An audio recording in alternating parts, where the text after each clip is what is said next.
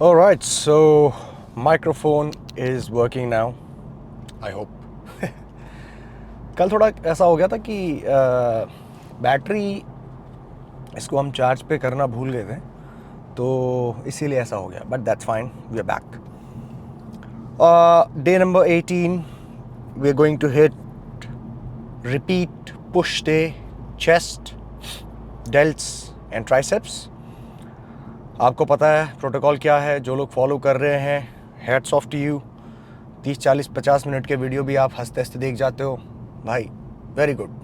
आप ही हो वो कौम जो सीखना चाहती है और सीख के इम्प्लीमेंट करना चाहती है, दुनिया बदलना चाहती है, ख़ास तौर पे अपनी खुद की दुनिया. I like it. Very good. So we are going to take another question from the comments. जो आप लोग कमेंट करते हो वो मैं बिल्कुल बारीकी से पढ़ता हूँ और अच्छे कमेंट को मैं पिक करता हूँ, so that you can answer, so that you can understand. Okay, so sir आपके अकॉर्डिंगली बॉडी बिल्डिंग में जेनेटिक्स का कितना रोल होता है? सबसे पहले तो आप ये समझिए कि चाहे आप किसी भी स्पोर्ट की बात कर रहे हैं, प्रोफेशनल स्पोर्ट, उसमें जेनेटिक्स बहुत बड़ा रोल प्ले करते हैं. कोई भी स्पोर्ट हो. बॉडी बिल्डिंग को साइड रख दो, अभी एक्चुअल रियल स्पोर्ट्स की बात कर रहा हूँ जहाँ पे एथलेटिक परफॉर्मेंस दिखानी होती है.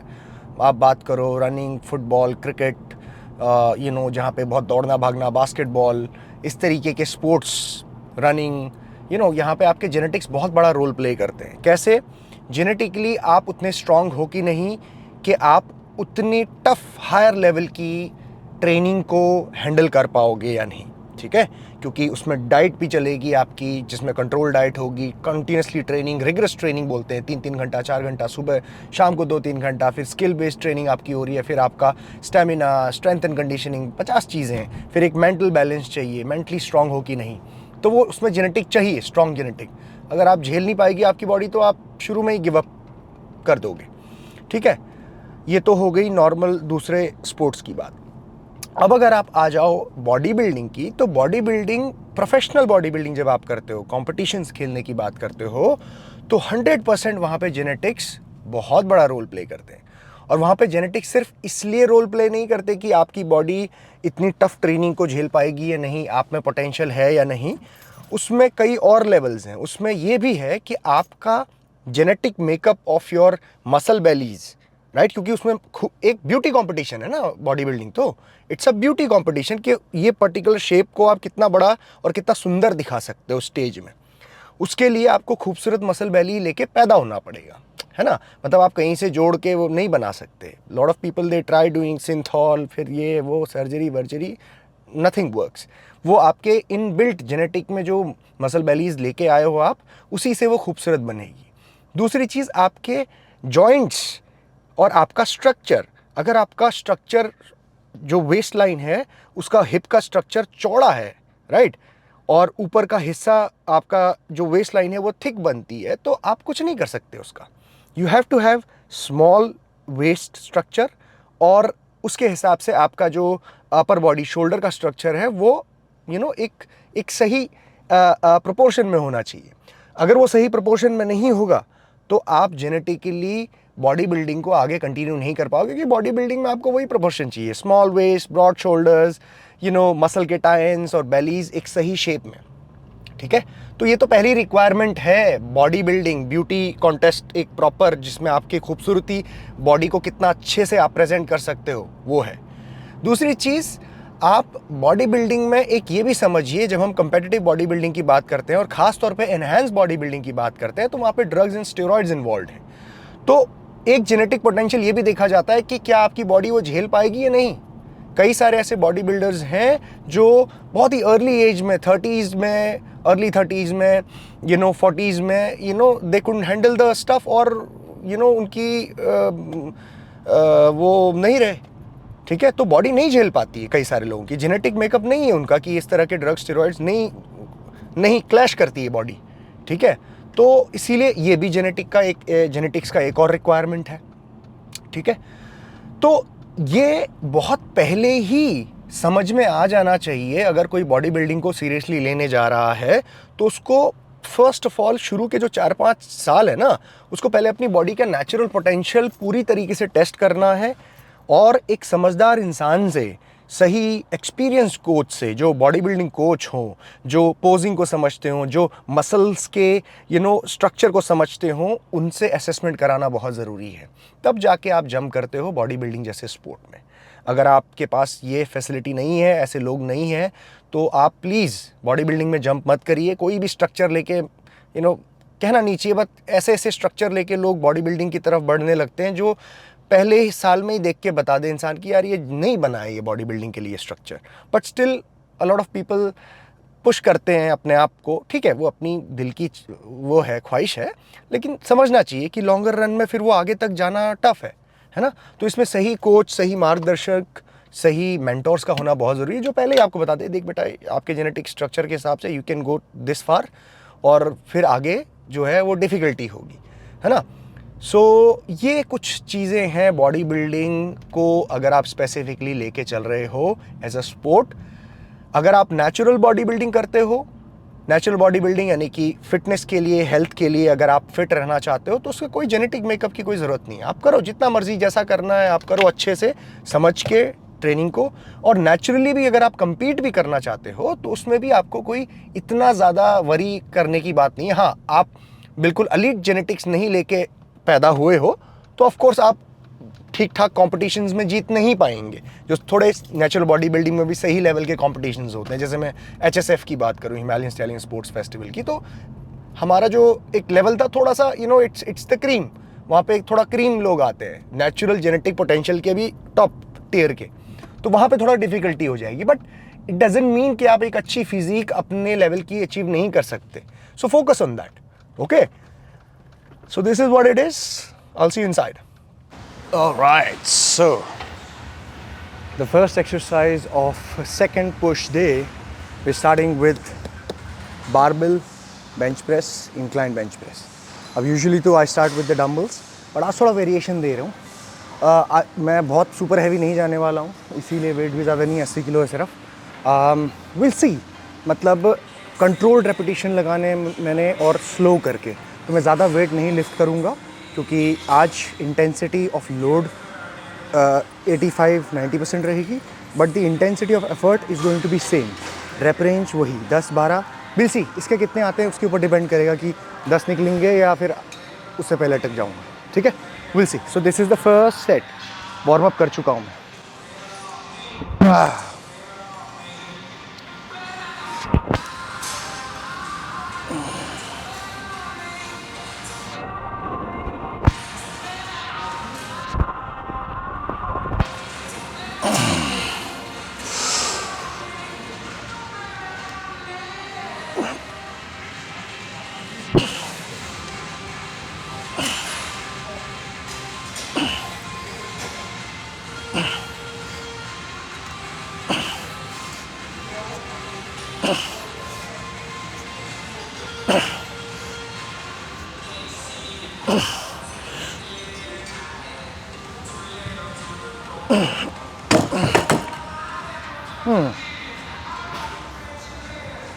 ठीक है, मतलब कि I could have gone for like 11 and 12 repetitions, but पहला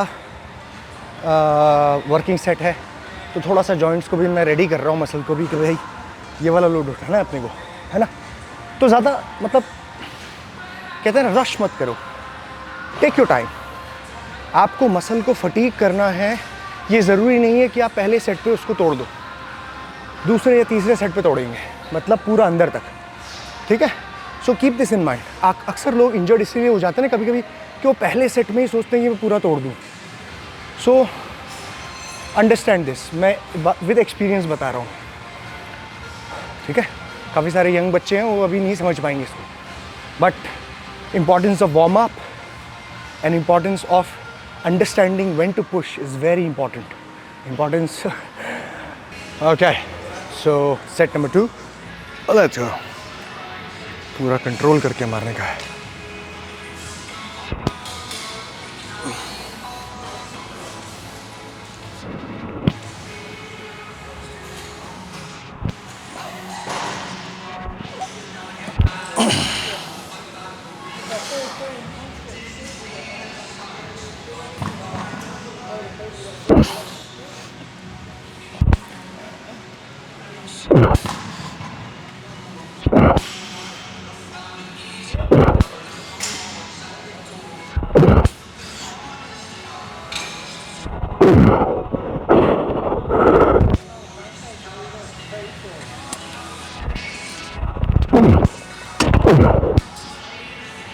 ठीक है, नॉट बैड।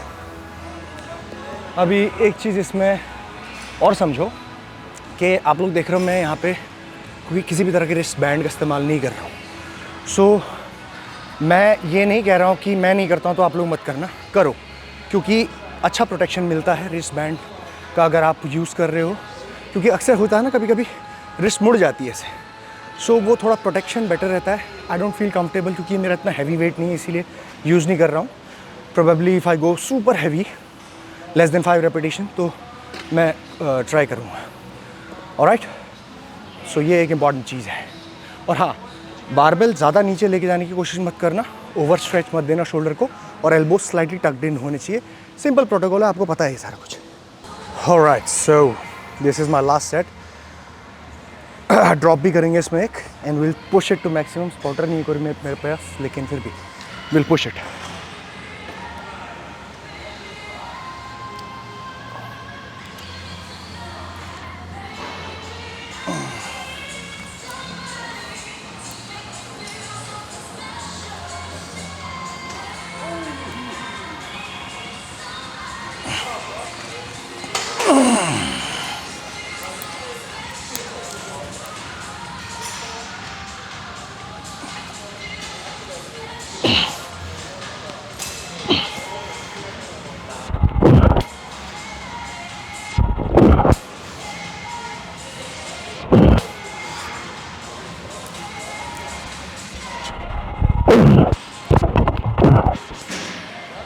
ड्रॉप।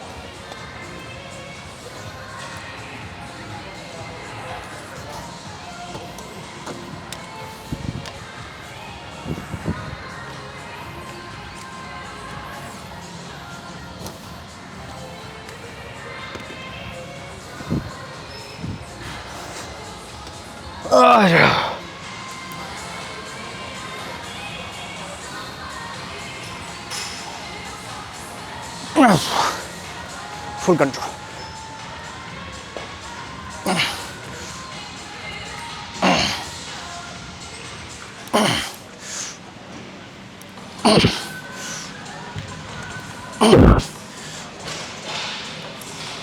से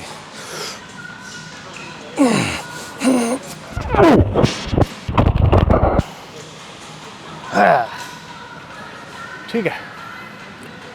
हाँ, थोड़ा बारबेल में करने में थोड़ा एक इशू ये लगता है कि पीछे कोई स्पॉटर है नहीं और स्टक हो जाएगा बारबेल, है ना। सेफ्टी रैक्स वाला इशू, अगर वहाँ पे लगा रहे होते फिर वहाँ पे 50 सीधी सेट करनी पड़ती है, bench and all.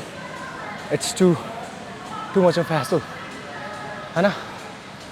So next exercise में मूव करते हैं। हाँ, एक कमेंट मुझे आ रहा था कि सर जी आप हिंदी का प्रयोग ज़्यादा करें और अंग्रेज़ी का प्रयोग ना करें, ये वो।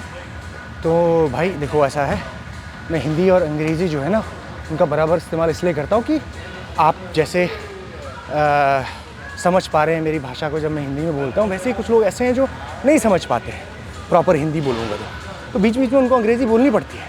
तो यहाँ सबका हाथ पकड़ के चलना है आगे, है ना। और अंग्रेज़ी हिंदी ये लैंग्वेजेस का कोई पंगा नहीं भाई। अंग्रेज़ों ने हमें 200 साल हमने उनको टैक्स दिया है, उनकी जेबें भरी, तो क्या अंग्रेज़ी इस्तेमाल नहीं करेंगे? अच्छे से इस्तेमाल करेंगे और जैसी मर्ज़ी होगी वैसे करेंगे इस्तेमाल, राइट। सो अंग्रेज़ी का इस्तेमाल तब मैं करता हूँ जब तक आप लोगों को समझाने के लिए मुझे ईजी ना, और आप लोगों को बेटर समझ में आना चाहिए, अच्छे से समझ में आना चाहिए, यही गोल है मेरा। Alright, let's move on. Okay, so दूसरी एक्सरसाइज सेम, इंक्लाइन बेंच में डंबल प्रेस कर रहा हूँ। अभी देखो, मैं सेम वेट से कर रहा हूँ जिससे मैं स्टार्ट करता हूँ dumbbell press 37.5, just to check कि मेरे कितने रेपिटेशंस आते हैं। अगर 8 से ऊपर सही फॉर्म में आते हैं तो I stick with it, otherwise मैं वेट को ड्रॉप करके 35 से करूँगा, ठीक है।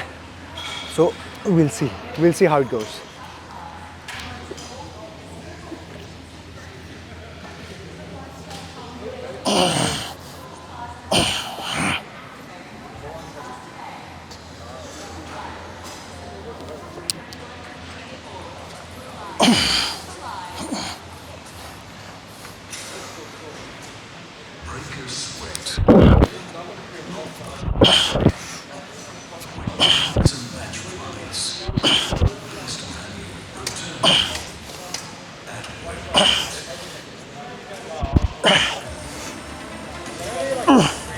से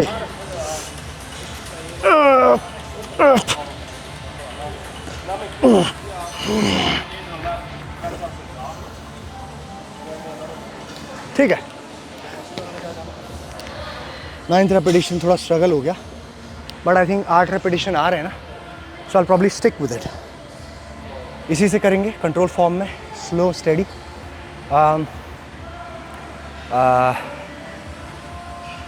तीसरे सेट में कोशिश करूँगा कि थोड़ा और पुश करूँ, बट हाँ ये पुश तो अभी भी हो ही गया था। 9th रेपिटेशन वॉज टफ, अटक गया था मैं। ऑलराइट, ओके, अगला सेट जब लगाऊंगा ना तो आपको एक इम्पॉर्टेंट चीज़ बताऊंगा कि हाउ टू लिफ्ट।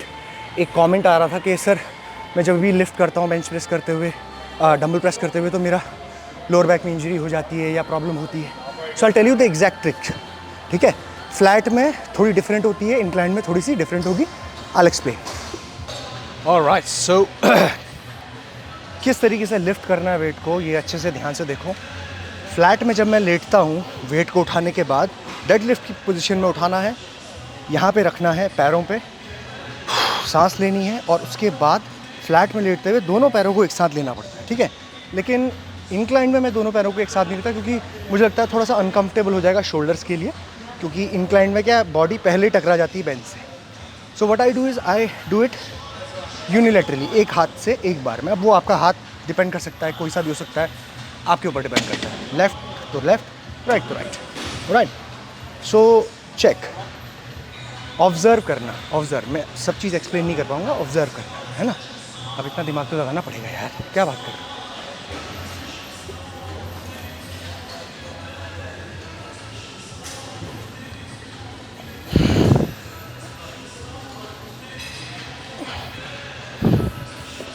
बैठ गए,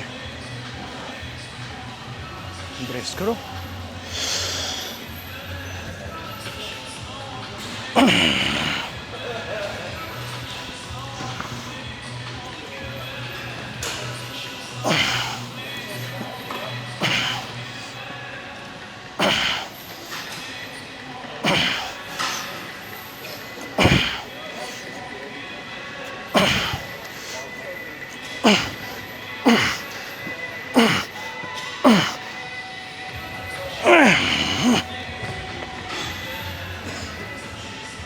नॉट बैड, नॉट बैड, ठीक है।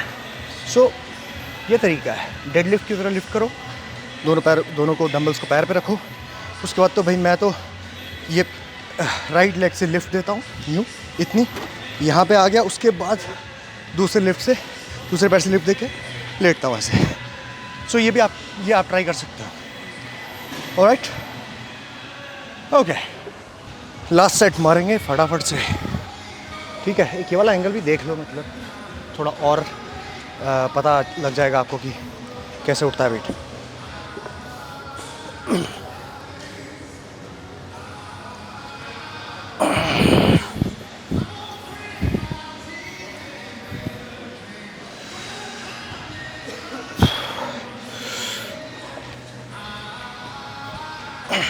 चल, थोड़ा अटका है।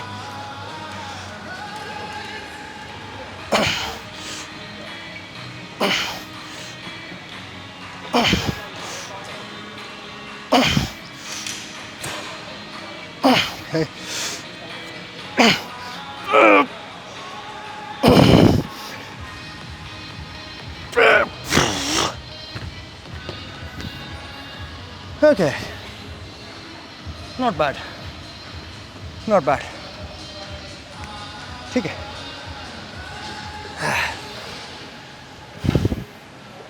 Alright, now let's move on to the back deck fly। दोनों बिजी हैं, देखते हैं।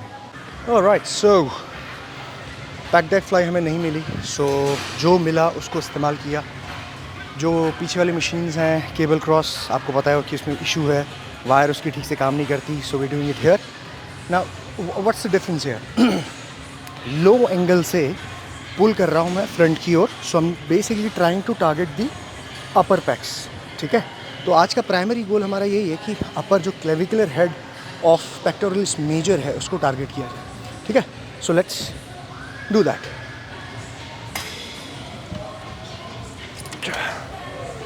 कंट्रोल के साथ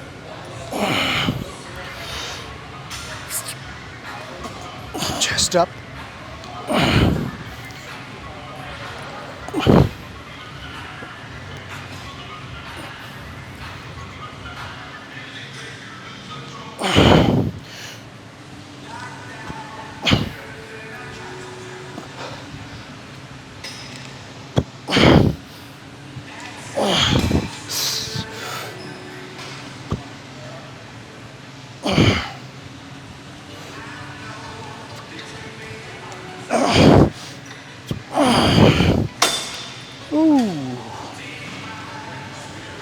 सो basically it will also work on your front delt. ये बहुत ट्रिकी है, मतलब कई सारे लोग इसको इसलिए भी नहीं लगाते हैं कि ये फ्रंट डेल्ट पे ज़्यादा आता है। आएगा ही ना, ऑफ कोर्स, क्योंकि आप जो ये मूवमेंट कर रहे हो, आपके पैक्स का काम क्या है? आपके हाथ को आपकी centre line of the body के पास लेके आना है, यूँ। अब जब आप नीचे से लेके आ रहे हो, और डेल्ट का काम क्या है? आपके हाथ को रेज़ करना है। सो वो दोनों चीज़ें हो रही हैं ना साथ में, ये मूवमेंट हो रहा है। तो of course front dealt and upper chest fibres दोनों ही काम करेंगे। Alright, hope you got it. Alright, so this is my third and last set. Control वही रहेगा। अभी फ्रंट एंगल से भी देख लो कि मूवमेंट कैसी जा रही है। So it will work well.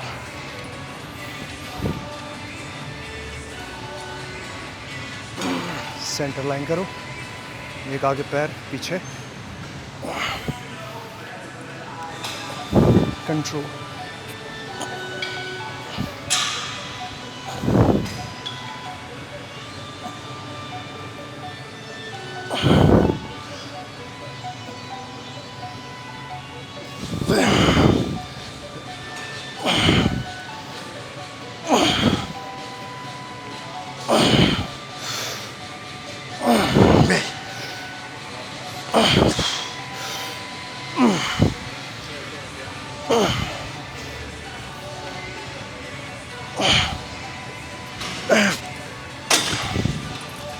Not bad. अब एक सेट ना मैं टॉप एंगल से लोअर के लिए भी करूँगा।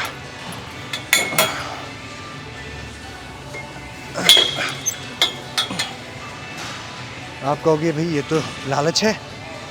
हाँ, हूँ मैं लालची। चल भाई, आ जाओ, चला कर भाई।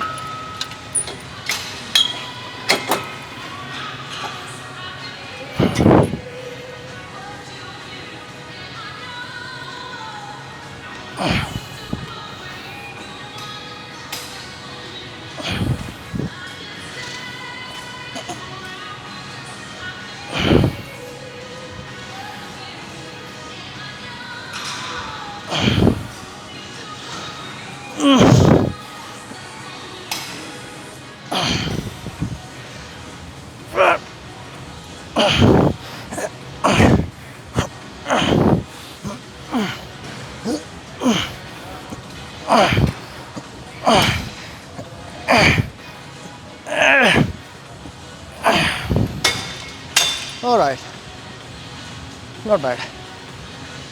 We're done with the flies. All right, since हम यहीं पे हैं तो मैं रेड डेल्ट स्टार्ट कर रहा हूँ with the face pulls, different variation जो मैंने आपको पहले भी दिखाया था, राइट। उससे हम रेड डेल्ट लगाते हैं क्विकली यहाँ पे। अरे यार, बॉडी तो सही दिख रही है भाई। गुड लाइटिंग, हाँ, I don't know, decent lighting, decent. Okay, face pulls, cable मिल जाए, रोप मिल जाए। Good good good good. Alright, भारी है। 25।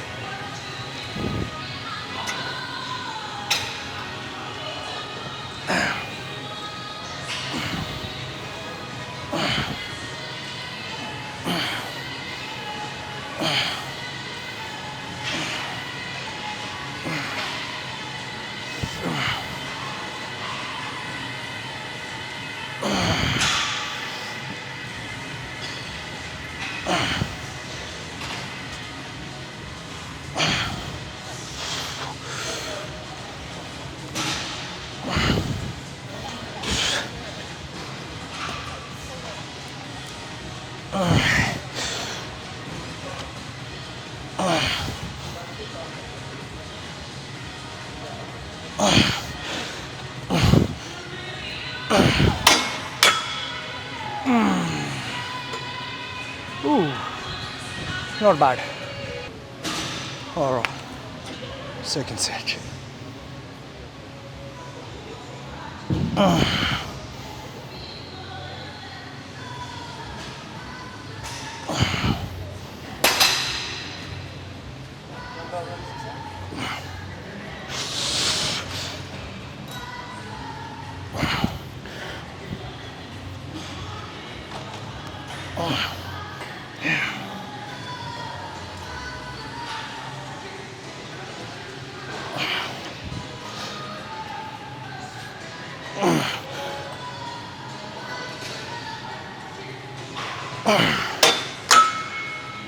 Ooh.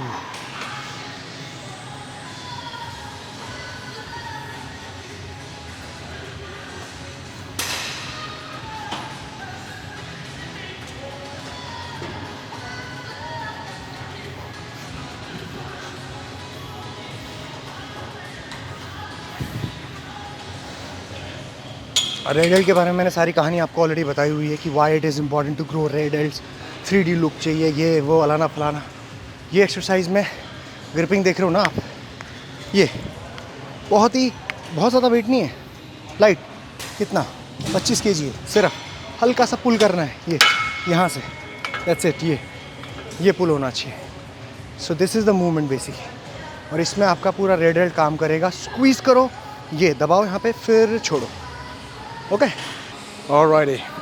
सो लेटरल हेड को टारगेट करने जा रहे हैं और ऑलरेडी मैं 2 सेट लगा चुका हूँ। This is my third and last set. बस देखो मतलब कि कैसे हो रहा है, प्रोसेस समझो। I will be doing a drop set as well, so let's गो।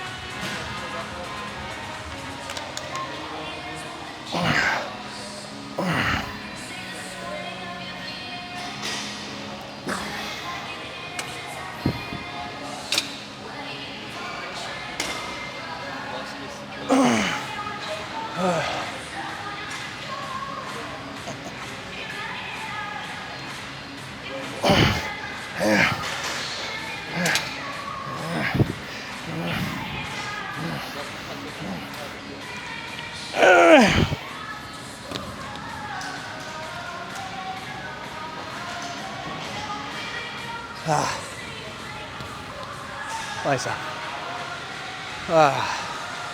अच्छा पंप आ गया, good pump, not bad. If you see, या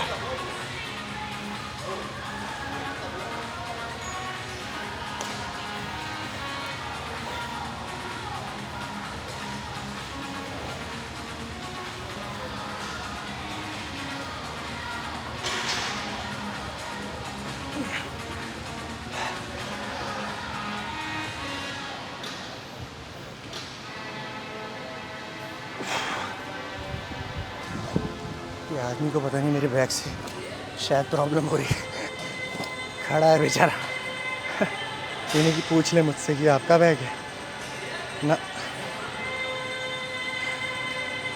okay, so basically ridley done, lateral head done.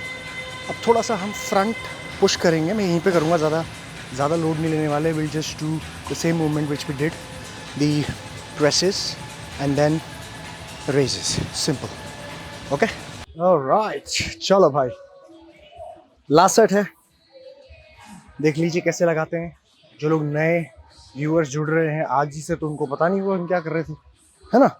सो प्रेसेस मैं लगा रहा हूँ, ओवरहेड प्रेसेस इजी बार से, और अंडर ग्रिपिंग है, जिससे कहते हैं हम सुपिनेटेड ग्रिपिंग। एंड उसके ठीक हम सुपर सेट लगाएंगे the front raise. Okay, so check it out. बाकी इसकी डिटेल लगाने के बाद आपको और देता हूँ।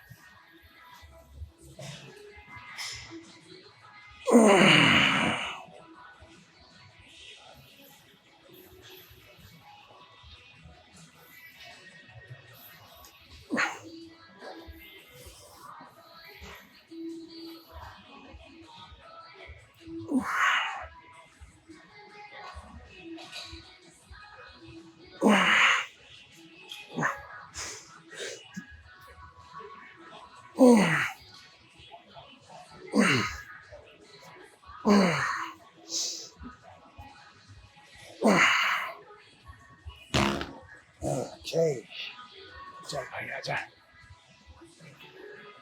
अगेन वाइड इजी बार, 10 किलो का है, लाइट है। चल 1 2 3 4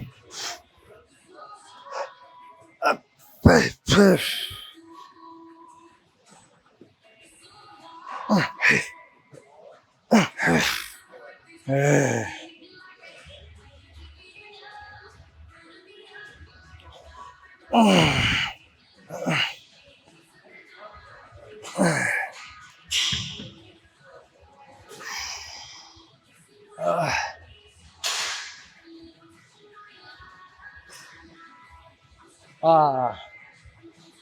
आप लोग मुझे पूछ रहे थे कमेंट में कि सर आप गाने कौन से सुनते हो ड्यूरिंग वर्कआउट। सो भाई मैं बहुत मिक्स सुनता हूँ, कभी मैं रैप सुनता हूँ, थोड़े सा हार्डकोर, जो मीनिंगफुल, ऐसा ही नहीं, वो थोड़ा चीप रैप नहीं सुनता हूँ, थोड़ा सा ठीक ठाक। I listen to Bohemia as well, yes, Hindi rap, Punjabi rap, Divine, yes. जिस भी गाने से थोड़ा सा पंप आ जाए, थोड़ा सा एक आप कह सकते हो कि फील आए वर्कआउट करते हुए, तो वो सारे सुनता हूँ। बट ये एक्सरसाइज का थोड़ा सा एक टिप मैं आपको देना चाहूँगा। जब इसमें फ्रंट रेज हम लगा रहे हैं ना, तो अपर बॉडी स्ट्रेट नहीं है, अपर बॉडी स्लाइटली बेंड है, ठीक है, ये हल्के से स्लाइटली बेंड है ये, ठीक है। तो ये एक ट्रिक का इस्तेमाल आप करना, it will work really well in your front delts, ठीक है। यार लाइटिंग तो बहुत अच्छी है, very good lighting, very good lighting.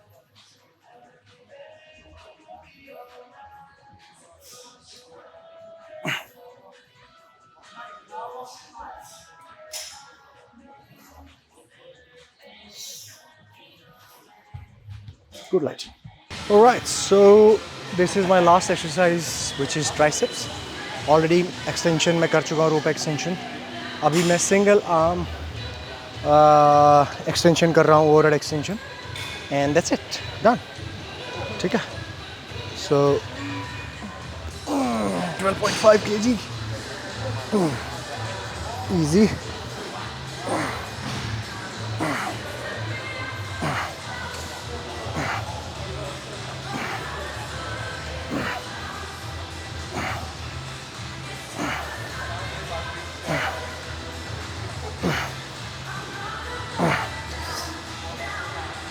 Hey.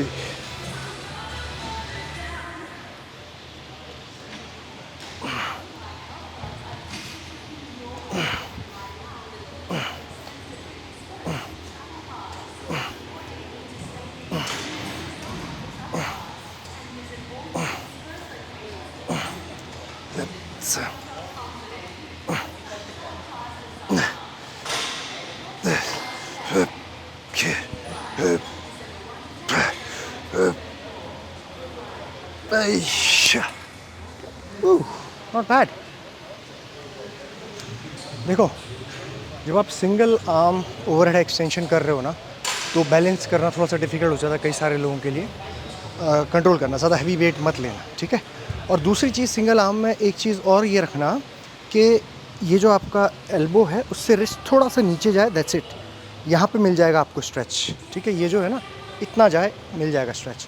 ज़्यादा नीचे मत ले जाना, शोल्डर पे आने लगता है फिर, ठीक है। सो दिस मच, पीछे से आप देखोगे तो this much, and then all the way up, much all the way up.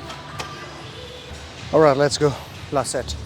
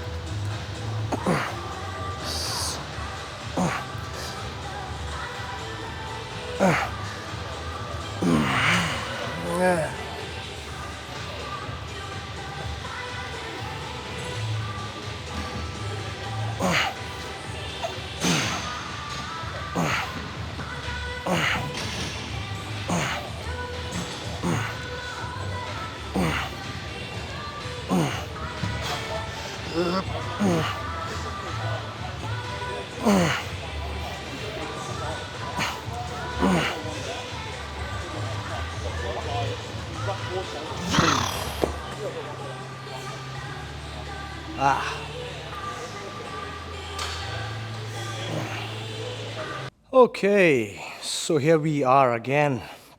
आज थोड़ा दूर से मैं दिखा रहा हूँ, reason being I want you to see कि पूरी बॉडी फ्लो में कैसी लगती है जब हम थोड़ा बहुत पोज करते हैं। Okay okay, so let's remove the top. हाँ जी, तो आज की कहानी ये है कि हम इस लेवल पे हैं आज। थोड़ा पास से भी दिखा देते हैं आपको, ताकि कंडीशनिंग समझ में आए, how exactly I am looking today, ठीक है। थोड़ा बेटर है कंडीशनिंग।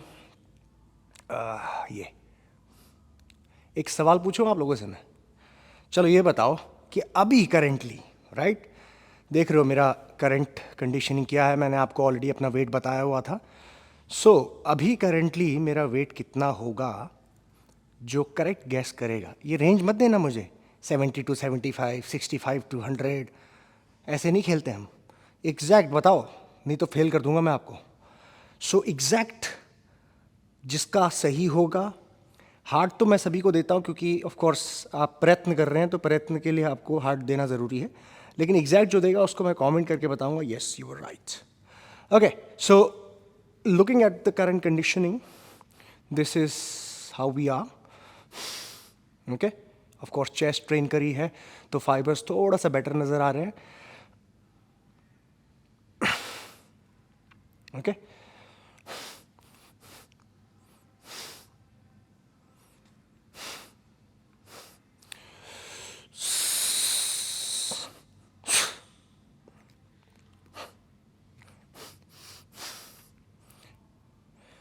ऑलराइट। ओके, थोड़ा सा फुल लेंथ एक बार देख लो कैसा लगता है। ऑलराइट,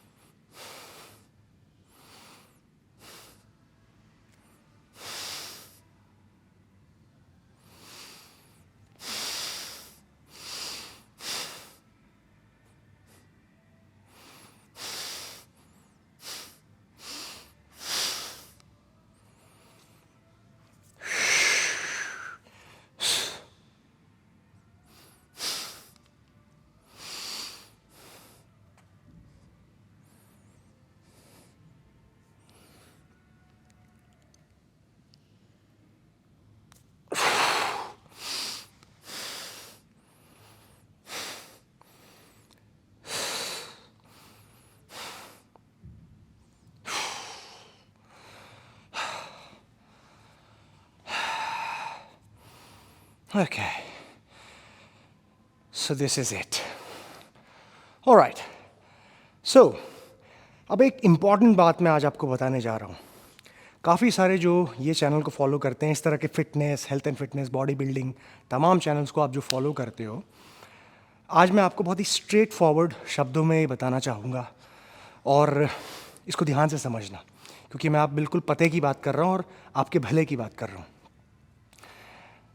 जो भी लोग, आप में से जो भी लोग अभी 16, 17, 18, 19, 20 साल के हो, इस बीच में हो, और ये सोच रहे हो कि भाई थोड़ी बॉडी तो बन गई है मेरी, अब क्यों ना बॉडी बिल्डिंग की जाए और बिल्कुल एकदम वाले प्रोफेशनल बॉडी बिल्डिंग के लेवल में जाके हम क्यों ना कुछ किया जाए, ठीक है, कुछ मेडल जीते जाएं, नाम रोशन किया जाए वगैरह वगैरह।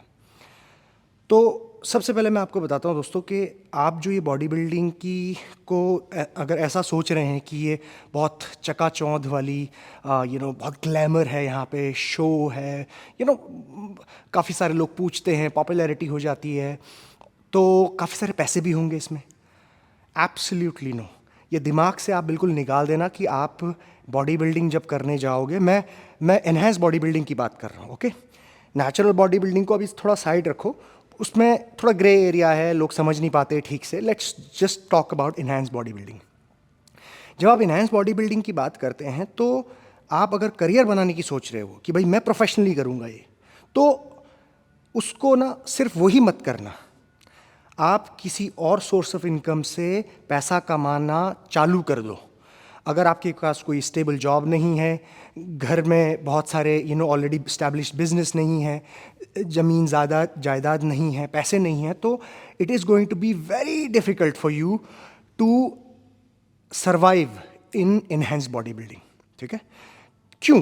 क्योंकि एक तो आप अपनी बॉडी पे जितने पैसे लगाते हैं, चाहे वो सप्लीमेंट्स हो, डाइट हो, कोचिंग हो, तरह तरह के स्टेरॉइड्स हों, लाखों का, करोड़ों का खर्चा हो जाता है अगर प्रॉपर तरीके से आप चैनल से करें तो।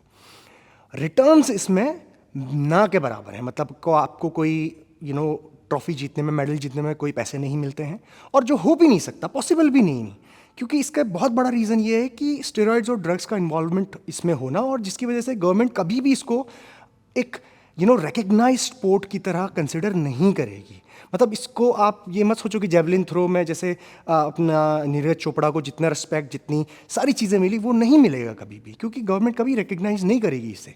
सो ये समझो, और कभी भी एक रिकग्नाइज स्पोर्ट नहीं बन पाएगा। इसे हमेशा प्राइवेट बॉडीज़ ही चलाएंगी, और प्राइवेट बॉडीज़ सबसे पहले अपना हाउ टू रन देमसेल्व्स, एक बिजनेस है प्राइवेट बॉडी ना, तो वो उतना ज़्यादा नहीं सोचेगी। इसमें आपको अपने लिए खुद जो करना है, वो पॉपुलैरिटी से आप कैसे अपने बिजनेस में कन्वर्ट कर रहे हो, वो खुद करना पड़ेगा, ठीक है। तो अगर आप इतने स्मार्ट नहीं हो, अगर आप इस लेवल पे नहीं हो कि आपके पास लोग आएँ, बिजनेसेस आएँ, आपके ऊपर इन्वेस्ट करें, तो यहाँ से पैसा कमाना बहुत मुश्किल है, ठीक है। दूसरी चीज़, जब आप पैसे नहीं कमा रहे हो या मुश्किल है पैसा कमाना, सर्वाइव करना, फैमिली को पालना, तो इतनी सारी चीज़ें जो बॉडी में जब जाती हैं, ड्रग्स एंड स्टेरॉइड्स, तो उससे जान का भी खतरा होता है।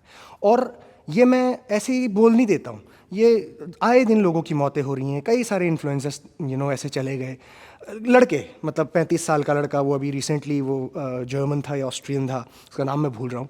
So I am not making this up, ये फैक्चुअल चीज़ें हैं। सो जान का बहुत खतरा है इसमें, ठीक है। और जान नहीं भी जाएगी तो कुछ ऐसा अंदर खराब हो जाएगा जो लॉन्गर टर्म में आपको फिर ज़िंदगी भर परेशान करेगा, है ना। प्लस वो जेनेटिक्स अपने बच्चों पे डालोगे आप, तो समझो। इसलिए मैं कह रहा हूँ कि चारों तरफ से देखो इसको, कि जब आप इसमें कूदने जा रहे हो तो क्यों जा रहूँगा मैं, क्या फ़ायदा होगा इससे। हाँ चलो, अगर आप ऐसा कहते हैं कि मुझे देश का नाम रोशन करना है, तो देश तो आपको रिकग्नाइज ही नहीं कर रहा ना। कंट्री इंडिया, भारत आपको रिकग्नाइज स्पोर्ट नहीं समझती है। हाँ, आपके लोकेलिटी में थोड़ा सा आपको रिकग्निशन मिल जाएगा कि चलो बाहर जाके कुछ मेडल जीत के आए, गुड गुड गुड, बट वो एक्चुअली में रिकग्निशन नहीं है गवर्नमेंट से। तो ये समझिए आप, ठीक है। और देश का नाम ही अगर हमें रोशन करना है रिकग्नाइज स्पोर्ट में, तो फिर और स्पोर्ट्स भी तो हैं। अपना क्रिकेट खेलो, बैडमिंटन खेलो, टेनिस खेलो, जेवलिन थ्रो करो, एथलेटिक्स में पार्टिसिपेट करो, टेबल टेनिस खेलो, बहुत अलग अलग स्पोर्ट्स भी हैं, है ना। तो देश का नाम वहाँ पे भी रोशन किया जा सकता है, ठीक है। बॉडी बिल्डिंग अगर करनी है तो भाई अपनी जान को बचा के रखो, हेल्दी रहो, और एक सही तरीके से बॉडी बिल्डिंग की तरफ चलो। और अगर इतना ही मन है कि नहीं मुझे खेलना ही है, स्टेज में चढ़ना ही है, तो दोस्त एक अच्छी जॉब पकड़ो और इसको एज अ पैशन लो, एज अ हॉबी इसको कंटिन्यू करो। क्योंकि जितने भी लोग वेस्टर्न वर्ल्ड में जो भी पार्टिसिपेट करते हैं ना, उन सभी की कोई ना कोई और दूसरी जॉब्स होती हैं, और वो जॉब से पैसे सेव करके अपने पैशन के लिए compete करते हैं। उस पर रिलाई नहीं करते हो कि मैं compete करूँगा, फिर पैसा आएगा, स्पॉन्सरशिप मिलेगी, तब मेरा घर चलेगा। नो, एब्सोल्युटली नो, ऐसा बिल्कुल भी ये दिमाग में लेके मत चलना। ये बहुत लंबी जर्नी होती है, और टुवर्ड्स दी एंड जाके कई सारे लोगों को जो इतने सालों तक जो पैसे लगाए होते हैं, 15-20 साल, उसके बाद रिटर्न्स आना चालू होते हैं। सो आई नो कि लंबा रेंट हो गया, बट इसको समझना, ठीक है? गलत वे में मत लेना। काफ़ी सारे लोग क्या है, समझ नहीं पाते हैं और फिर इसको गलत तरीके से लेते हैं। But please try to understand this. I am here to help, I am here to save you guys.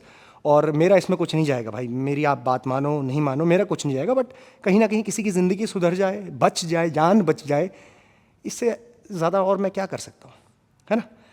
So alright, thank you very much. आज के लिए बस इतना ही। हर हर महादेव।